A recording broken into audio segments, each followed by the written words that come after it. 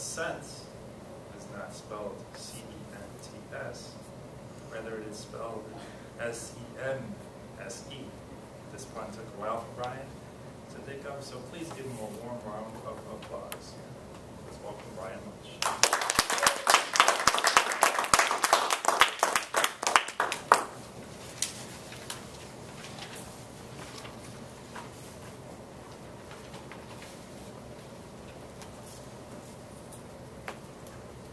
81 cents.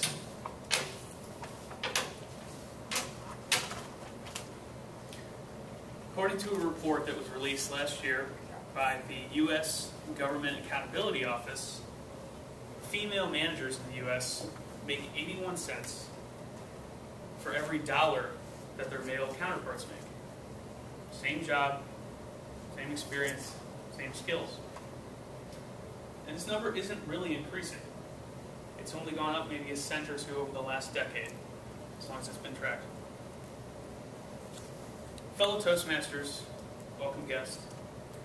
My intent today is to persuade you to negotiate for yourself. I'm going to talk to you a little bit about the types of negotiation, why I think it's so important, especially in your career, and finally a couple tips that I've picked up along the way. Now, I have to confess that I'm not really an expert in negotiation. I'll freely admit that of the 3 job offers that I've received in my life, I've only negotiated on one occasion. There are many reasons why you wouldn't personally. Now, what I do know of negotiation, I learned from a class that I took for my MBA. It was the last class of the entire degree. I took it because it was a week long. It was an intensive elective, so it just was over and done in 7 days. At the time, I took it for that reason, but it ended up being one of the most insightful and useful classes that I could have taken. The course centered around the difference between positional bargaining and principled negotiation. Win-win. When I say positional bargaining, that's what we typically think of when we think of negotiation and price negotiation. You have 2 parties. A lot of times I think of the show Pawn Stars. Anybody familiar with that? On History Channel, one of my favorites. It's about a family who owns a pawn shop in Las Vegas. You have people coming in who are selling or pawning their items, and the negotiation is simply, I want this much for it, $100. Rick, the pawn shop owner, offers $50, and they haggle back and forth until they meet in the middle. It's a zero-sum game.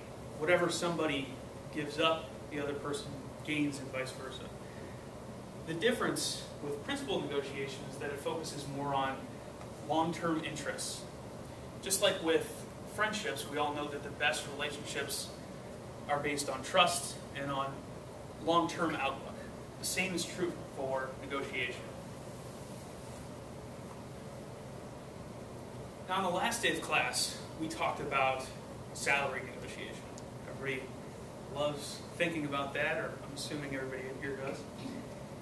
And specifically on the differences that men and women approach this subject. The excerpt that we read was from a book called Women Don't Ask by Linda Babcock and Sarah Lashieber.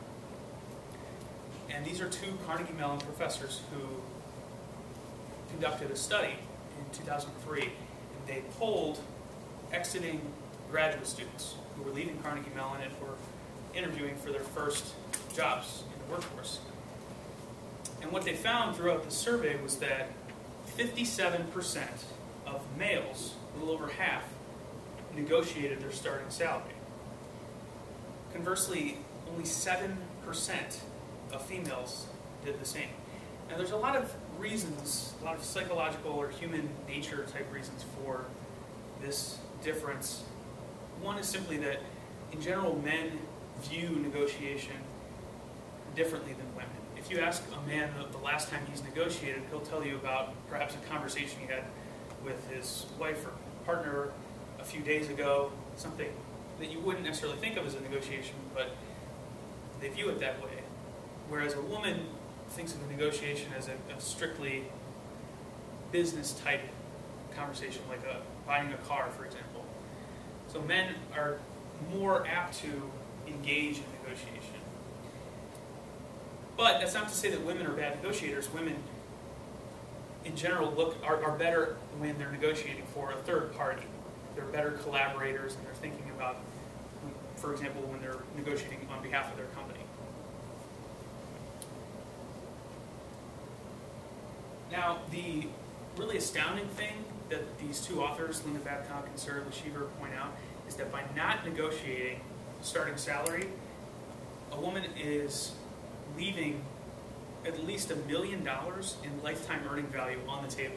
When you think about the raises that occur during your lifetime, and the bonuses and the retirement contributions, all of these are based on a percentage of your salary.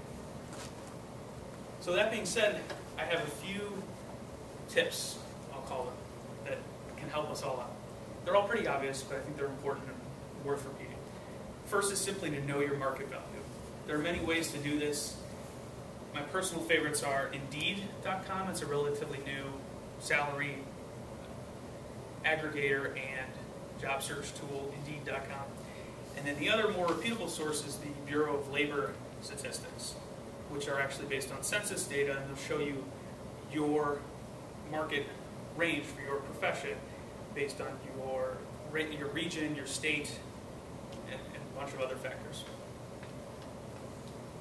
The second tip that I have is when you're considering a salary negotiation, think of everything that you would potentially want.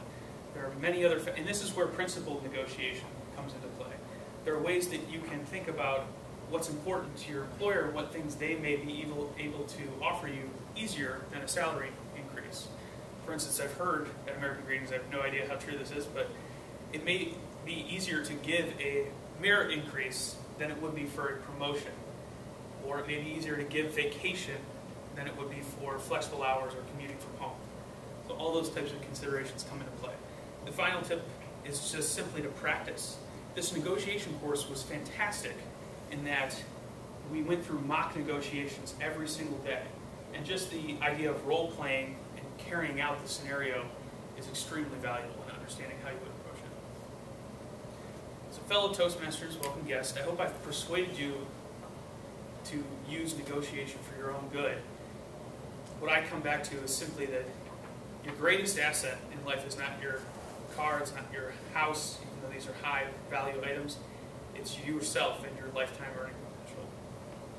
Mr. Toastmaster.